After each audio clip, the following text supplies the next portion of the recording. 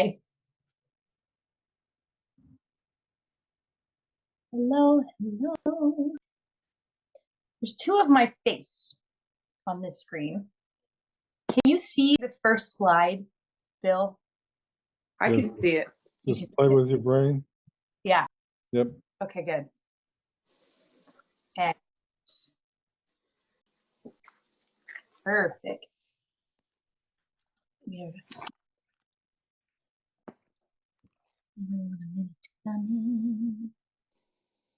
There's Pam. Hi, Pam. So excited you're here. Me too. I'm so excited. I don't get to spend any time with you, but now I do. Yeah, this is good. Let me just see if I've got any last minute messages here.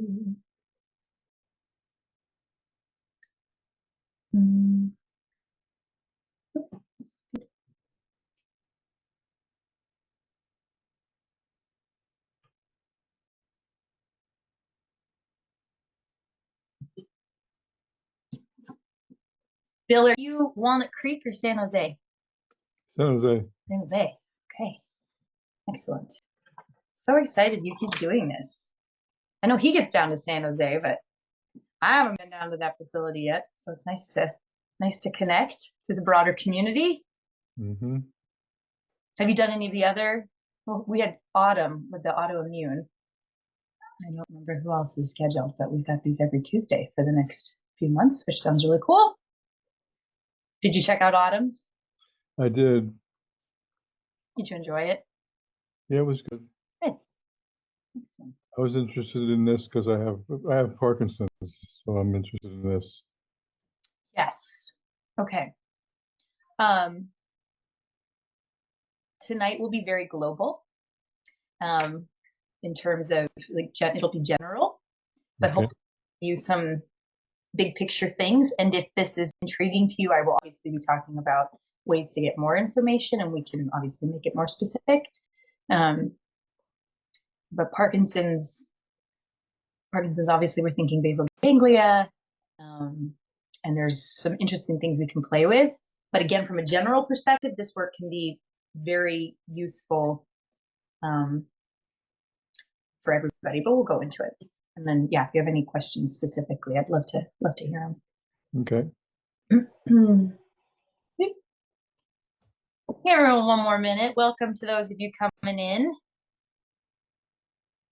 Did you bring your brains? Hope so. Good. Excellent.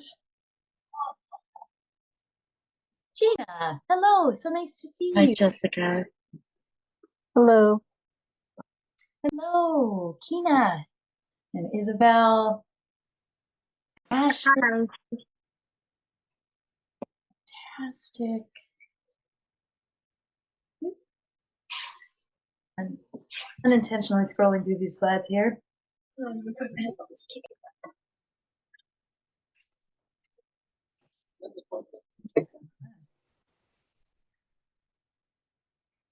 right.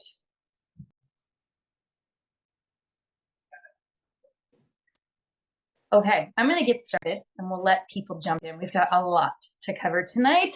And I'm just off the bat really excited that you're all here. I'm going to go ahead and just mute everybody for now. If there are questions, that's the wrong computer to do that from. Hold on one second.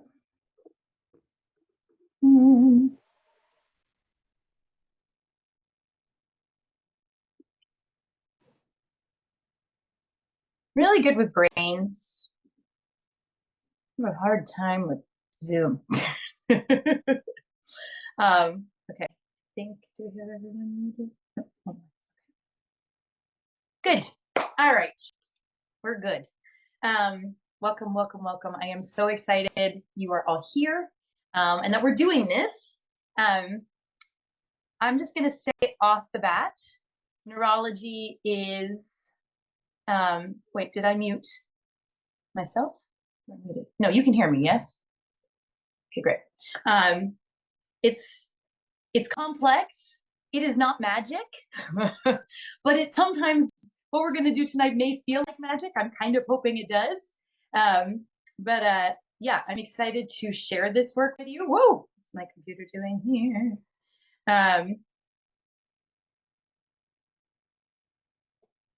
We're just like this slide. Yep. Okay, here we go.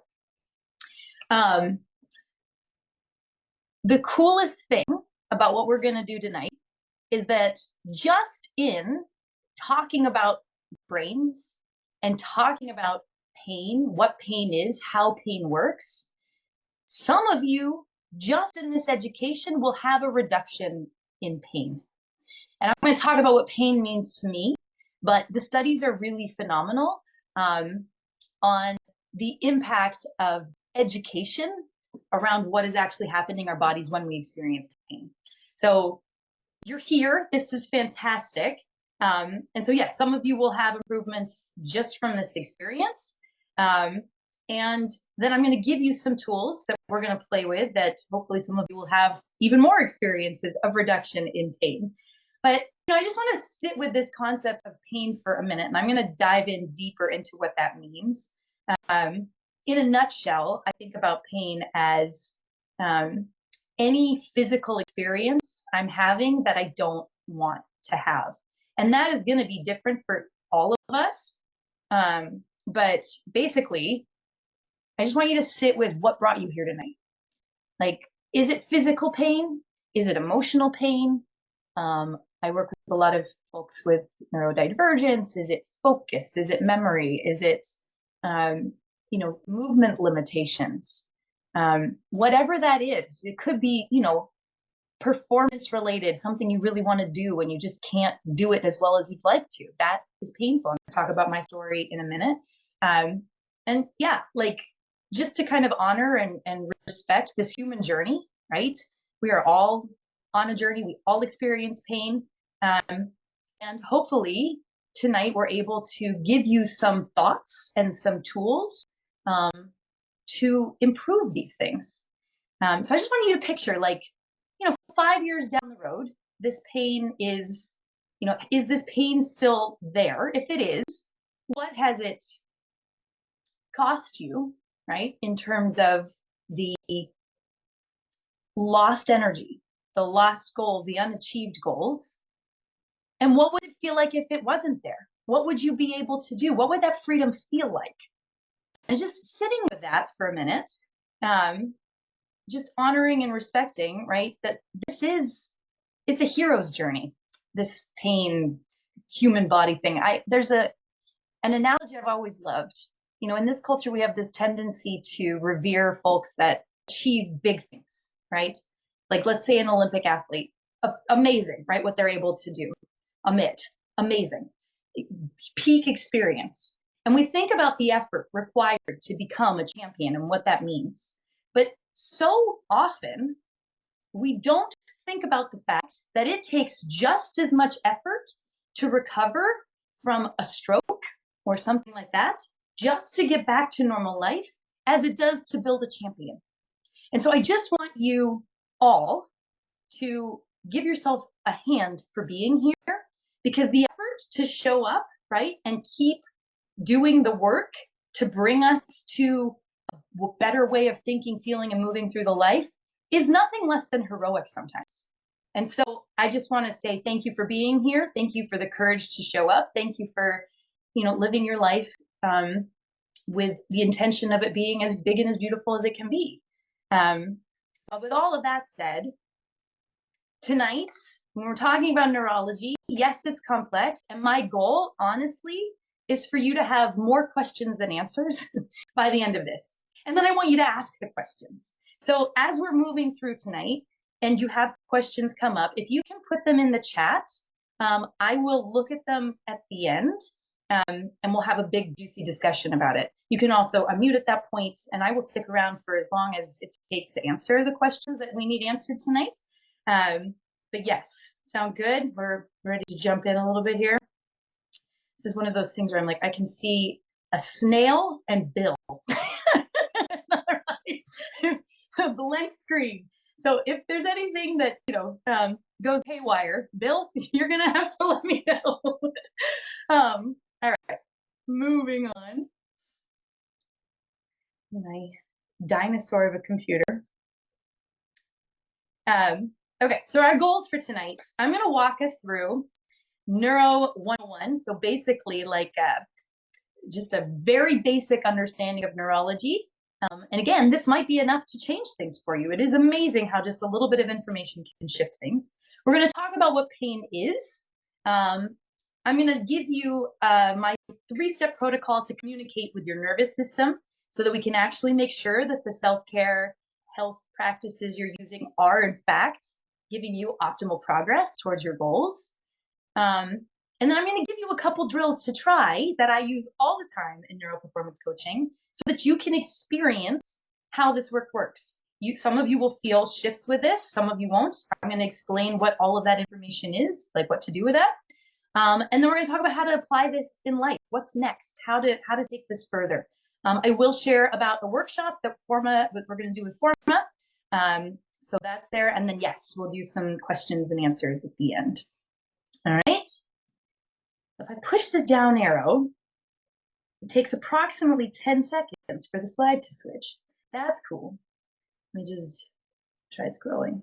All right. I'm going to tell you, before we jump into that, I am going to share my story because neurology is complicated and I'm an actress and a storyteller, and I think that's the best way to learn. So, you know, I fell into this work through performing, which is, you know, so fascinating to me. I was a musical theater performer. And I, you know, in my 20s and 30s in particular, I had some health issues. Nothing that was diagnosable. I'd been diagnosed with ADHD, but no one knew what to do with that other than medication, which didn't work. But I had anxiety, I had depression, I had digestive issues, I had no energy at times, right? I just felt like I was swimming upstream all the time. I had an eating disorder. I'd gone to the doctors, they'd done all the blood work. There was nothing wrong, right, with me. I tried meditation. I tried 12-step programs, therapy, you know, all, you name it, I tried it. And I made some progress. None of that was not, you know, I got something out of every single one of those things, right? Growth comes in so many ways. And I'm so grateful for all of those things, but it did not shift the physical experience I was having, the limitations I felt like I was having. As a performer, one of my chief complaints was performance anxiety. Great on stage in a performance, but if I walked into an audition, I would have this out-of-body experience where I could no longer control my voice. I was like, it was just like this instrument that I had trained for decades, I had no control over. And it was so frustrating. I was going in for Broadway auditions and falling flat on my face. So when I talk about pain, right, again, any physical experience I'm having that I don't want to have, being unable to share my gifts with the world was probably the single most painful element for me. In addition, you know, maybe on top of all of the physical limitations I was feeling. So pain is, we're going to talk about how individual pain is, but that's sort of my story. And I moved to New York and I randomly found this Z Health for Singers workshop. And I was already a certified Pilates instructor working with performers. So I was like, all right, let's go check this out. And I took this workshop and in 45 minutes, my life changed. So I was in a free workshop just like this and had a life-changing event. We did an eye drill, we did something with my pelvis, and all of a sudden I could sing freely, even though there were people in the room. I nailed my audition for a national tour the next day, and my life changed. And I was like, I need to know what this is. And I started studying it and ended up going through the whole curriculum. I became a master practitioner in Z Health. Most of you probably have not heard of Z Health. It's very big in Europe at this point. We have thousands of instructors now. We had, I think, 75 Olympic athletes competing this year under Z Health coaches. So it is getting around, but it's not mainstream at all. So congratulations, welcome to the cutting, you know, the cutting edge of health and wellness conversation. So yeah, I, you know, fell in love with this work and just felt so inspired to, I just felt responsible for sharing this with the next person, because these tools, yes, it's neurology, but they're so simple and they're so easy to do. We should all know how to do this. So sharing this information in nights like tonight is probably my chief passion at this point. so that we can all show up fully to the things that matter to us the most. Because the world will be a better place when we can do that. That's me. We did that, right? Cool. Scrolling the wrong direction. Okay.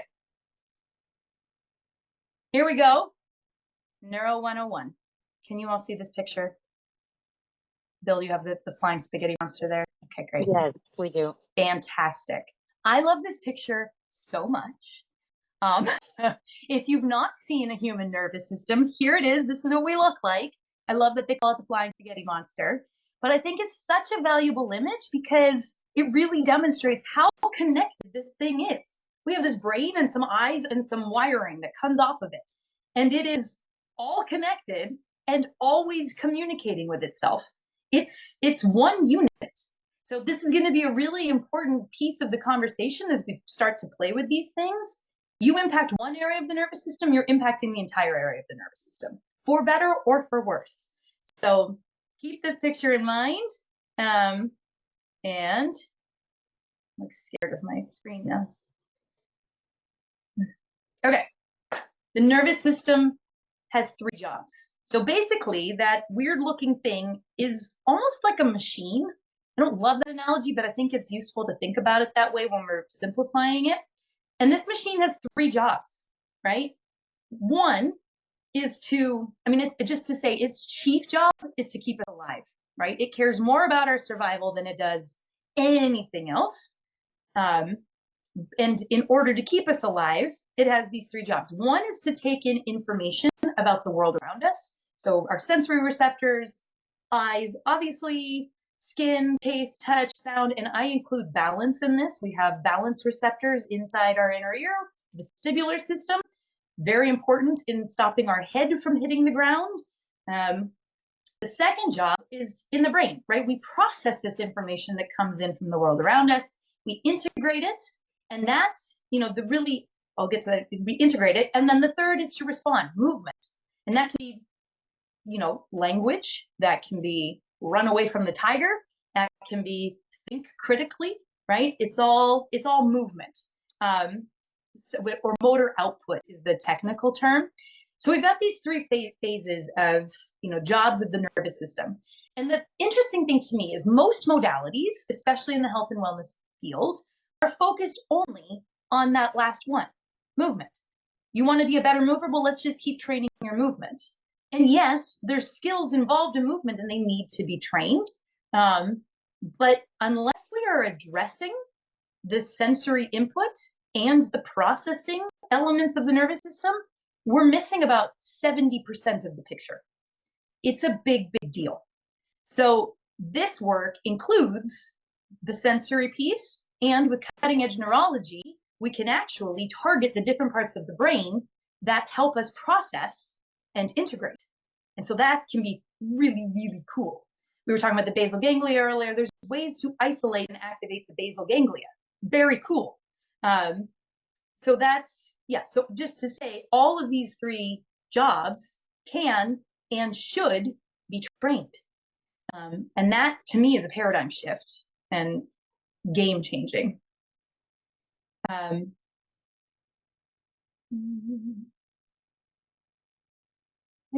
good. All right, so next we're going to talk about pain. At dinner tonight, I said to my parents, I actually didn't say to my parents, like, I need a new computer. I was thinking it all day, and they actually said it out loud. So it's just proving to me that the dinosaur needs to retire. Okay. Anyway, thank you for your patience. What is pain? Like I said, any physical experience I don't want, but I want to kind of name some of these because all of you may be here for different reasons, or maybe you're here for somebody else. But, any physical experience, fatigue, high blood pressure, panic attacks, anxiety, right? So this is the output. This pain is an output, right? So looking at that can be different, but I just want to name it. And then I want to talk about 9 different things I want you to know about pain. One is that it lives in the brain. So you have a shoulder ache, you feel it in your shoulder. but the pain signal itself actually lives in the brain. And a lot of this research is coming from studies on phantom limbs. So amputees have their arm removed, but they have pain in their hand that no longer exists, right? If that's true, pain does not live in the hand because they don't have a hand anymore, but they can still feel this hand hurting. It lives in the brain, and it lives in different areas of the brain. I'm going to talk about that in a little bit, but that is a really important piece of information, because if I have shoulder pain and I've done everything to try and fix the shoulder pain and it's not going away, it may not be my shoulder's fault that I'm having pain. The solution may not be in my shoulder. The second thing I want you to know about pain is that it's real. So I just told you that pain lives in your brain. Yes, it's all in your head, but it is real. And it is really important that we honor and acknowledge that. The third on that note is that pain is an action signal. So regardless of what kind of pain you're having, it is a signal from your brain that something is not quite right, that there's threat, that it is worried about your survival on some level, and it is trying to get your attention. So I like to say this no pain, no gain concept is very outdated. It is not, there is now science to say not only no pain, no gain is wrong, but that pain is a skill. It is a neurological skill, and the more you practice it, the stronger it gets. So if you've ever dealt with chronic pain, that is exactly what this is, right? It just keeps getting louder and louder and louder. And how frustrating when you've then gone to, I think it's like 7 doctors. The average person with chronic pain goes to 7 different specialists. And oftentimes you're still dealing with this. So again, probably not the shoulder at that point. There's something else we need to address from the neurological level, so that we can turn this down. Number 5, pain is a complex multisensorial experience. And number 6, pain is individual. And I'm putting these two together because this picture, I don't know how large this is on your screen.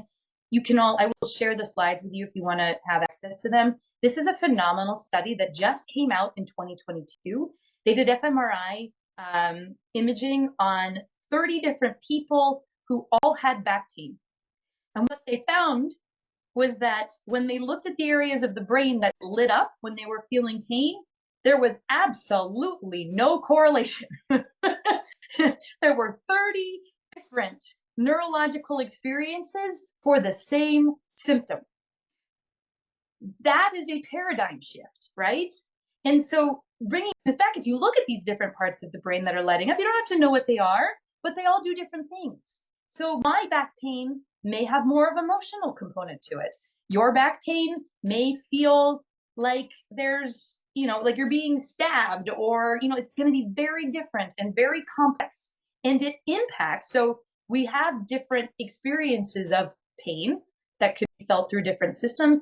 It also impacts all of those symptoms, right? If I have pain, good chance it's impacting my emotions. Good chance it's impacting my breathing, my autonomics, right? All of these things. And the way it does that is like a snowflake. Like we are all completely different. So again, just to kind of honor you and your journey, I love this study. Really respond. Number 7, piggybacking on pain lives in the brain, pain does not equal injury, and injury does not equal pain.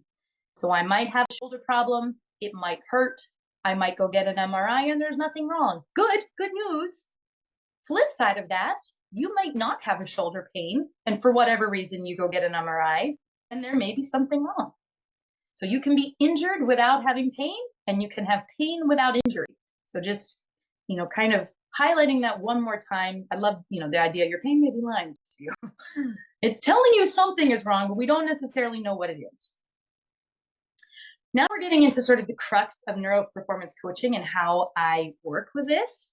So pain, from a global perspective, if it lives in the brain and it's a threat signal, I can, because the nervous system is all connected, always communicating with itself, globally reduce the amount of threat, or that's just the neuro word for stress, in my entire nervous system, and my pain may reduce. So this is the threat bucket. It's one of my favorite analogies for this. It's a bucket that lives in your brain. I have a video on Instagram if you want to go check that out in more detail. But essentially, it's your capacity, right, to tackle life. Life is a full contact sport. Life adds stress, right? We know the things in our lives that are stressing us out. That's filling that bucket up with water. And we have tools, right, that can help us navigate the external stressors. But what you might not realize is that functional deficits in your nervous system.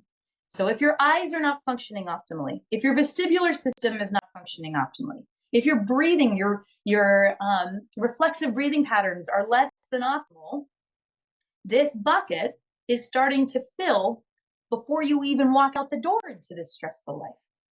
So in this work, what we're going to look at is how to reduce that baseline water in the bucket so that that room, I didn't say this. If the water comes out of that overflow valve, right, that's pain. Okay, hopefully the graphic made that clear. If the water fills too high, it will overflow and that will be pain, whatever your version of that is. So by cleaning up our nervous system functionality, all these different receptors, the processing, and the motor output, then we increase that space in the bucket and your ability to show up for stressful life increases, right? Can I show up to the things that matter to me without having a pain response? That is resiliency. That is stamina. And that is, you know, the solid gold nugget of what we're looking for here.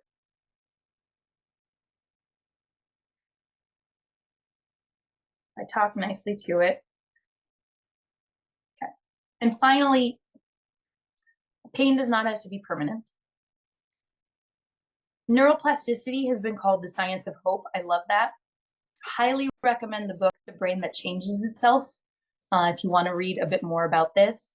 There's a story in there I absolutely love about books by Norman Doidge, about a neuroscientist named Dr. Bucky Rita. His father had a stroke that left him basically in a vegetative state.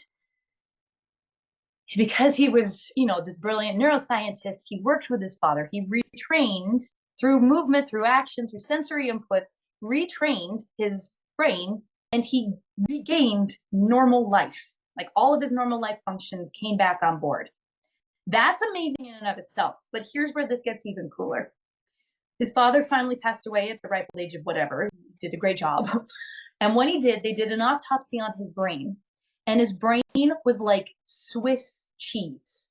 That stroke had annihilated the brain. But because of the ask, right? The continual asking of the brain to make new connections, to do the next life skill and build on top of it, that brain laid down new neural pathways and created connections that allowed him to have a normal life. I mean, that is amazing. We looked at those pictures with all of the different regions of the brain. Yes, and if something's not functioning correctly, we can start to take over real estate to do the things that we're asking our body to do in the way that we live our life. So super hopeful, right? And then just to say, one of the beautiful things about this work is that it is almost infinite in what we can try and what we can do. And so that does give me so much hope that there's always something else to try. And yeah, that is my little Neuro 101 lesson. Would you like to play with this? Okay, great. So here's a cool concept. How do we make this practical? So we're going to play with this here today, and we're in Zoom land. So, you know, trust your environment, do what you can here, play with this when we leave as well. But this tool, the check, try, recheck protocol, is the foundational tool that I use for neural performance coaching. I'm just really the text is no longer in the box. It was before. I'm not sure what that means. In any case, that's not important. We're going to play with this check, try, recheck protocol here. And the way this works, okay, so remember the brain is all connected and always communicating with itself.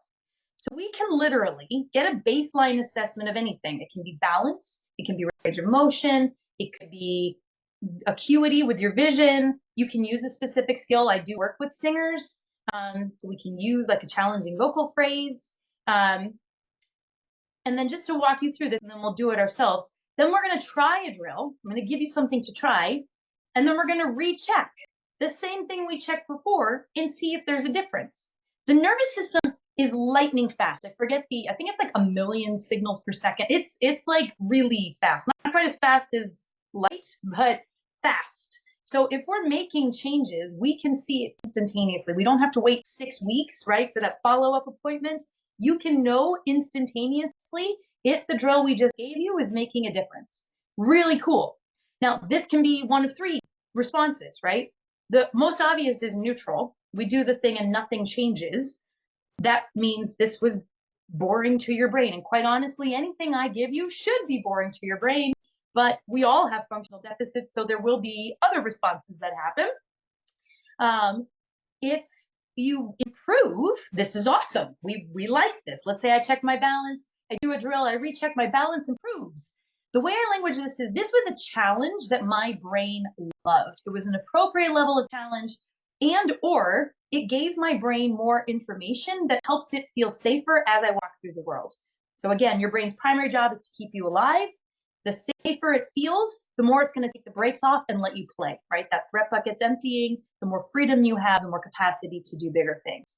So hopefully you'll all find a high payoff here. That would be awesome. And if you get worse, this is also really good information, because nothing I'm giving you should make you worse. These are basic neural skills I'm going to ask you to do. They should be something that just automatically happens, and it won't for some of you, and it will actually increase the amount of threat in your nervous system, and things will get worse. When that happens, we have 2 things we can do with this. This becomes a rehab drill and something I want to play with, right? So we'll have these high payoff drills, the ones that make us better. Cool, we can use those throughout the day to keep emptying the threat bucket. And then we have these rehab drills, which we're going to hopefully try and modify, reduce the threat so you get a positive response from it. Otherwise, we're going to practice them like at bedtime, away from any time I need to be at my best. Just to use an example, when I first started this work, looking at an object for 5 seconds to the left would make my neck super, super tight. If I did all of my vision drills in one sitting, I would have to go to bed for 2 hours. Like, it was just utterly exhausting and tanked me. Now, I don't want to do this right before I walk into an audition. That's not helping me. I would do my high performance drill before an audition, but I would do these rehab drills looking at the left, right? Because I don't want, there's a lot of life that happens on the left. I want to make sure I can look left and not have it drain my nervous system. So I practiced them at bedtime. I had ways of stacking things that did make my nervous system feel safe so that that became a high performance drill. And then I could do it throughout the day. My brain gets happy and feels safe looking at the left. And now every time I look at the left, I'm not falling apart. Is this making enough sense so far? Yeah? Okay. So we're going to play with this. So let's all, for those of you that can move, thank you. Let's do some baseline assessments. So if you feel like you can stand, great, we can check balance. The way I usually have people check this is a heel-toe stance. For some of you, just being heels together is going to be hard enough, but if you want to go into a split stance where one foot is directly in front of the other, this is often challenging for most people right here. If you're already swaying, fantastic. What we're looking for is your edges of challenge, right? If that's easy enough, then you can close your eyes. If that's easy, you can stand on one foot and close your eyes.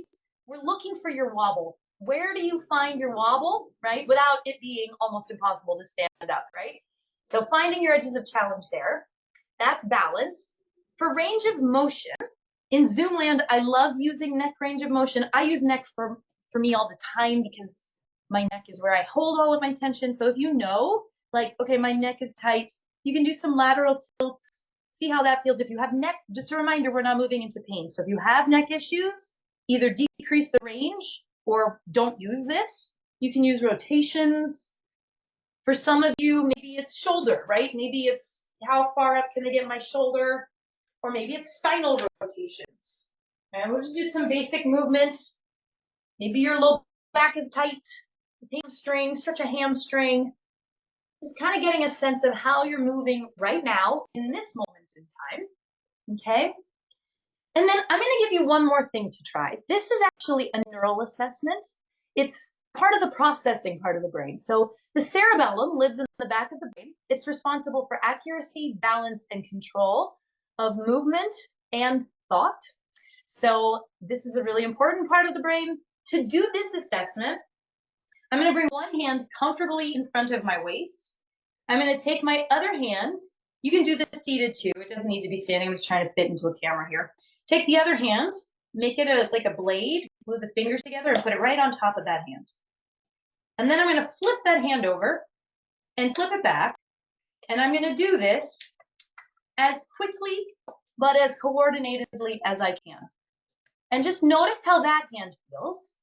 And then we're going to compare it to the other hand. So I'm going to bring this hand here, make a blade with this hand, put it on top, flip it over, flip it back, and repeat.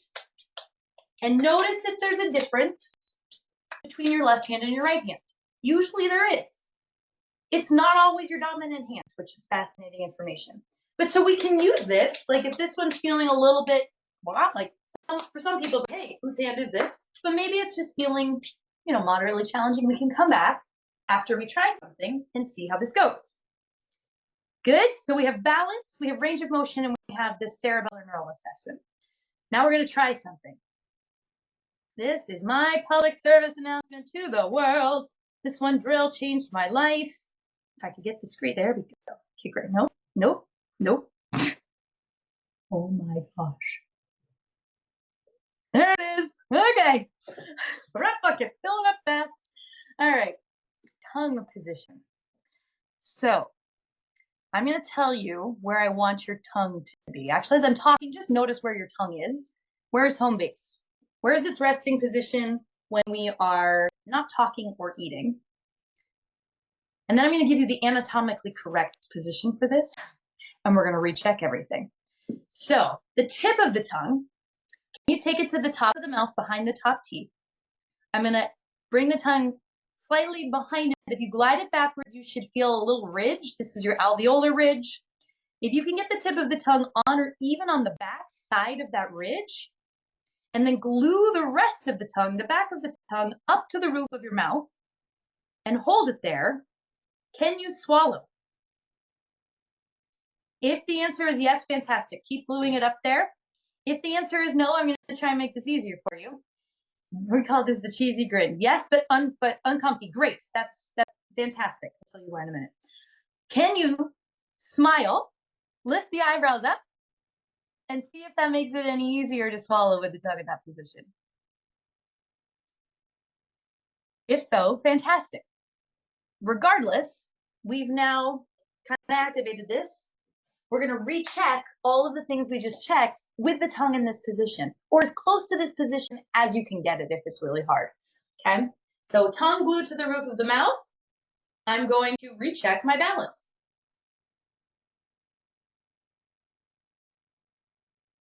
Okay, and I can't see you, but we're just going to move through these. Tongue on the roof of my mouth. I'm going to recheck my neck range of motion and my spine rotations. Check the hamstrings, shoulders, whatever you checked before, just noticing what is happening with this. And then check your hand flippers. Yeah, great. Excellent. If you want to throw a thumbs up or a yes or a no, how did that work for all of you? Who got a positive benefit from that tongue in that position? Yes. Excellent. Thumbs up. Awesome. Neutral. Great. Okay. Isabel, was your tongue already on the roof of your mouth? I didn't check. Okay. It may be you live there. It may be that you already had it in that place. But so, and did anybody get a negative response? Okay, good. I have tested this with hundreds of people. I'd say 98% of them, if their tongue isn't already glued to the roof of the mouth, will get a positive response from this. The only 2% that have had a negative, okay, great. And balance was better, Gina says. The rest was the same. If we see an improvement somewhere and everything else is neutral, I'm calling that a win. Yeah, those 2%, there was actually something going on with the palate or the tongue. So really interesting. But just to kind of spell this out, I did a study back in 2016 on tongue position and quad strength and found 30% increase in strength with the tongue in that position versus any other position, which then made the scientists go, wait a second, we need to rethink every strength study ever done, to which the Z Health community was like, yes, also eye position, head position, and a few other things. But tongue position drives so many amazing things. And I kind of listed them here, right? So increase in strength, that's globally, it's not just the quads, it's everything. The back of the tongue is innervated by the vagus nerve and the glossopharyngeal nerve. If you've heard of the vagus nerve, we've got parasympathetic tone. So if you're looking for reducing anxiety, improving, just all of that, activating that vagus nerve. I like to think about it this way. If I'm supposed to have my tongue glued up there 24/7, except for when I'm eating and talking, and I don't, I am missing out on that parasympathetic activation that I may need for things to balance out. Really important. That glossopharyngeal nerve and the vagus nerve are connected to the brainstem. The brainstem is responsible for gating pain. So again, firing up that brainstem, I may see a reduction in pain just from keeping my tongue glued to the roof of my mouth. It can release neck tension, not just from a global perspective, but also because I'm creating support internally so the neck muscles can relax. I didn't put jaw pain on there, but absolutely. Obviously, it promotes nasal breathing. It can help with snoring and sleep apnea as a result. It improves digestion. Like, you name it, it kind of all is impacted. The chiropractor speaks about the vagus nerve. Yes. Yes. I talk about the vagus nerve ad nauseum. It's a really big deal. And we can play with it, which is super, super cool. And that's one way, I do a lot of tongue work for that reason, but this is the simplest one. Now, it took me, mine's like a dead sea slug in the bottom of my mouth. It took about 3 months for it to live there permanently. I noticed every day an improvement in being able to keep it there. But I was working with, 6 to 8 clients a day at that point. So every time they were checking in, I used that as a trigger to remind myself to glue my tongue to the roof of my mouth. And I will never forget waking up in the morning and being like, oh my gosh, it's there. It's on the roof of my mouth. Yes. And I still will get some juice out of it, right? If I glue it up harder, I'll use that if I'm working out, if I'm trying to get more strength. But it is there the rest of the time. Okay. So that's our first drill, the tongue.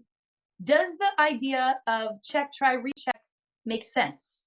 So we did this. Some of you got a positive response. Awesome. This becomes a high payoff drill. Please do this a lot.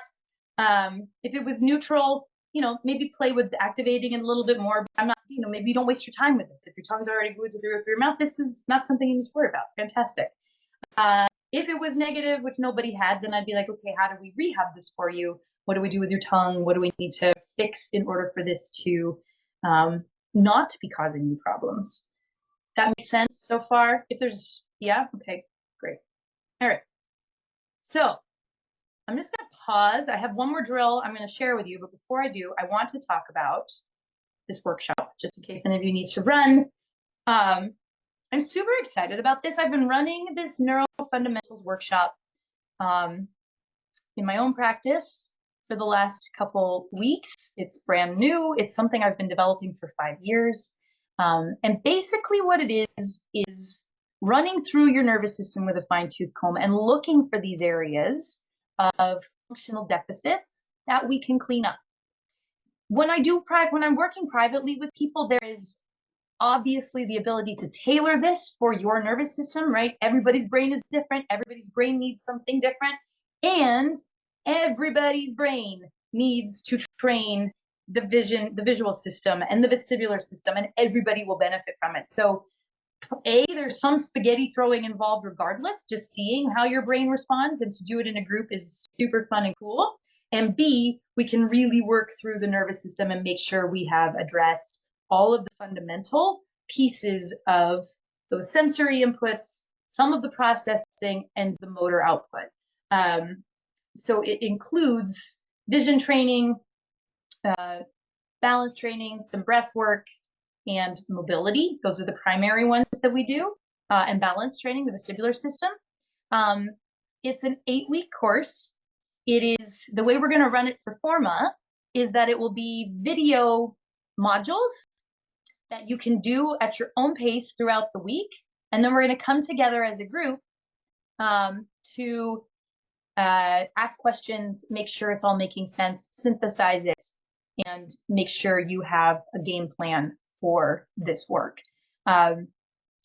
We have trackers. It's a really cool program to really help you be empowered to work with your own nervous system. So this is going to start October 21st. If it's $800 if you register by 10/21. Oh, sorry, it's going to start October 29th. If you register by 10/21, we've got the early bird discount there, and you can register with Yuki there with that email. Other ways to play with this, if you're like, I'm not ready for this yet, I highly recommend coming and doing a free Explorer session with me so we can tailor this work for you so you can really experience this in a way that is salient for you. This is very general tonight, just making sure we understand, the basics of this, hopefully lighting a fire. But I do free Explorer sessions because this work is so novel and so new, and you really do have to experience it in order to understand it. So, come schedule that with me. You can send me an email. I will put, send me an email and I'll send you a scheduling link for that. I wish I had my admin here so I could just put the link in there, but I'll do that later. So yeah, that is coming up and it's really cool. So we'll talk more about that in a minute, but let's jump back in and do one more drill, shall we? I want to play with our eyes. So again, this to me is what separates this work from any other modality, is the inclusion of these higher order systems. Yes, all the sensory pieces, but the eyes, the brain pays an inordinate amount of attention to our eyes. There's a statistic that says like 70 to 90% of all sensory information coming into the body comes through the eyes. It's a lot, which is really cool information because that means if we can make even tiny improvements in the visual system, we can have a huge impact on reducing that threat in that threat bucket. So we're going to do a little eye drill today. And we're basically just going to make a circle. Now, you don't have to have a pencil. You can use a finger. Hopefully you all have one of those available. But the idea of this is to actually move my eyes in a circle without my head moving. And for some of you, this will be hard. For some of you, it might not be too challenging, but it should feel like a little bit of an effort. So I'm going to bring my pencil up and I'm going to watch it as it goes in a circle around my head.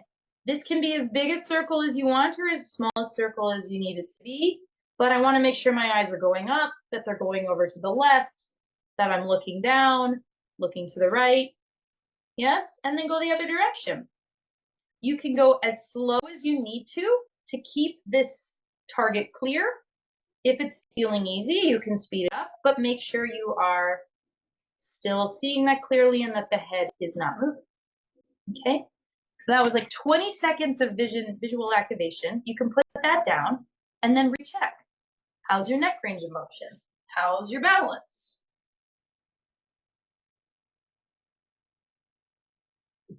How are all the other movement things you were checking? I'm actually loosening my spine up nicely. Thank you. How is your hand flipper? Hello, cooking with fire. Cool. So not only do the eyes have the potential to help reduce threat, they also have a huge amount of activation potential, right? Working the eyes is going to activate the brain in a way that basically nothing else can. It's a really, really big deal. So if we're looking to fire up different parts of the brain, all I have to do is do some vision training and I can actually activate that. So vision training is a huge way to reduce threat, reduce pain, and also wake things up so that everything's functioning a little bit better. And there's specific ways we can play with it. But did everybody get a clear reading? Who got better from that? Did anybody have an improvement from that? You got good, Gina, excellent. Neutral or negative? If it was negative, you got the positive from Keith, fantastic. If it was negative, then again, this is something I want to fix. I don't want to leave you here, right? And so one way we can do this, better balance, neck not as tight, fantastic, great. So I'm going to give you a visual reset drill here. One last thing we're going to try, and then we can open this up for questions. So one way to relax the eyes is to close them, quite obviously, but we're going to make little cups with our hands. Close the eyes, put those cups over the hands, and make everything really dark. If you're getting a light show, I have some interesting residual light patterns from the screens I'm staring at here. I'm going to focus on the darkness and try and make everything as dark as I possibly can. This is just a reset for the optic nerve, taking out all that visual stimulation for 20, 30 seconds. And then just from that, recheck one last time. Let's see what we got there.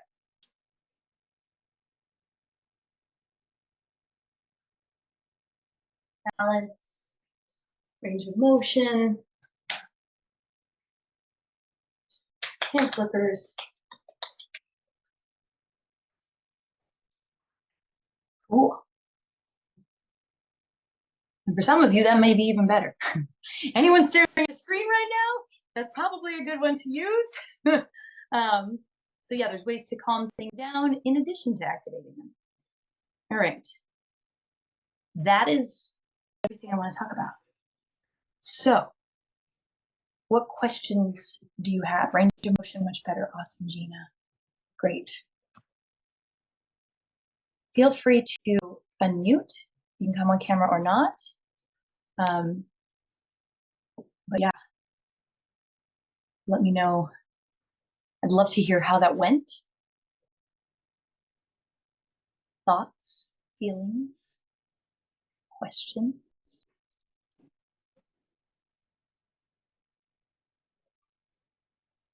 Hi, Jessica. Hi, Gina. I know that when I did Pilates and you worked with me, I went 2 days with my foot for the first time not being numb. Amazing. So I do know this works.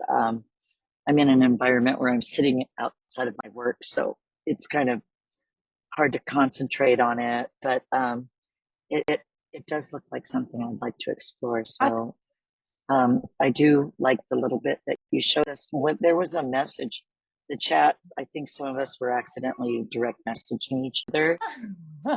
So I think others had questions about that were in the chat that they didn't mean to. Yeah, I didn't see any questions. Yeah. FH, you accidentally direct messaged me, so maybe you want to ask your question.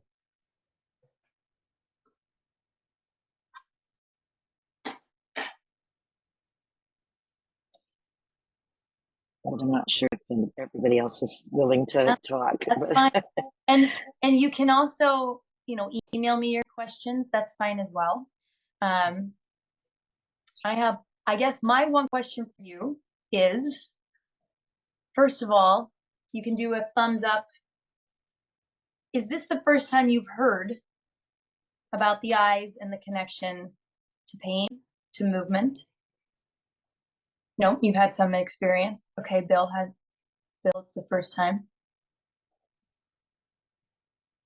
And the second thing I'm curious about, pain is an extreme motivator, right? Like if we've got pain, usually there's, that can be motivating enough to jump in and do work. But there's also the flip side of this, right? If it's true that I can improve, I can get out of pain with this, what else is possible? Like those goals that you've been thinking about that feel out of reach. What if it was possible to reach them by tuning up your nervous system? that's where I light up completely. Like, again, I'm a performer, so that is a big piece of it for me. But we are these incredible creatures. And being able to play with the body in this way and to have that level of autonomy and empowerment, right? To control and improve the way I think, feel, and move. I'm hoping that that is super inspiring for you.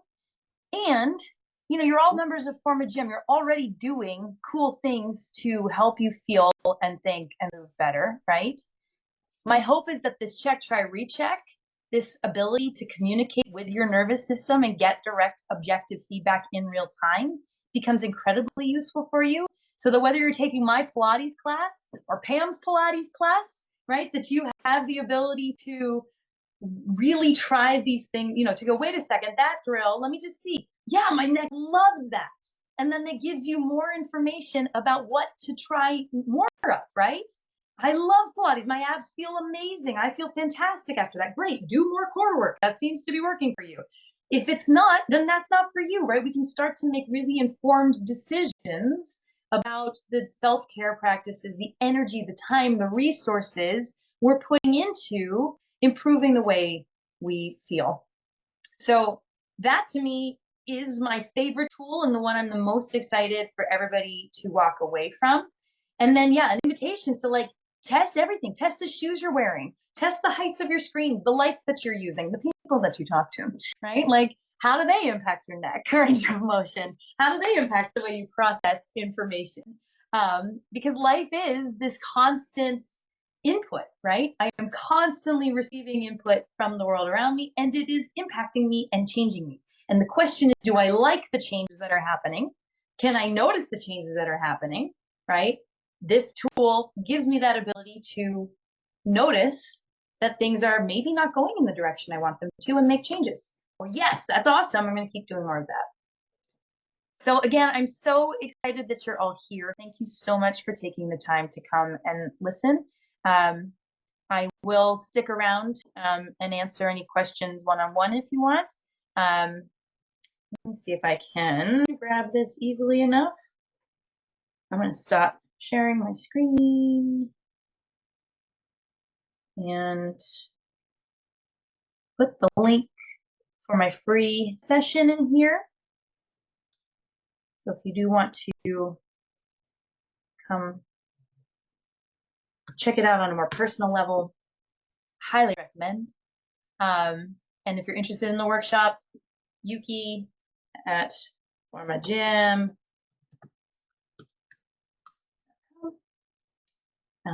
And yeah, again, thank you so much for being here. And if you want to go enjoy your evening, fantastic. And I'll stick around till all these black squares are gone. Or Bill.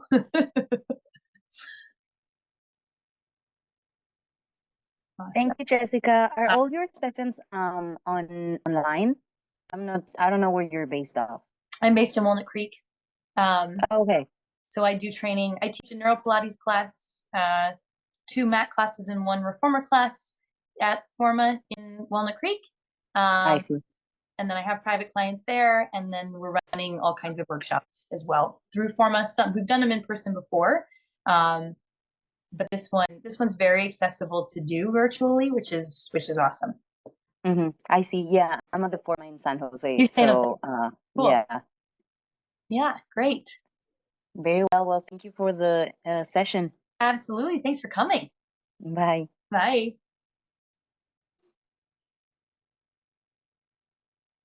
Thank you. Bye. And I always enjoy your class. So I'm so glad you're here. Thanks for coming. I'll see Okay. you next time. Okay, I'll see you next time. Bye-bye. And I'll say thank you too. I had to come back in because the mall's closing that I work in. And so I'm back in where I work, but I will see you. I don't have Wednesdays off for a few more weeks, but I did change my schedule. So I'll look forward to seeing you on Wednesdays. And I am interested in some private stuff. Yeah. So I will reach out to you privately. It was nice to meet you all. Wonderful. And yeah, you can message me. You can also message me in the app. That's another way to Yeah. get that connection. Yeah. Cool. Thank you again for this wonderful experience. Thank you. Absolutely. Take Bye, care. everyone. Bye. Kina, Pam, thoughts, feelings, dessert. Excellent.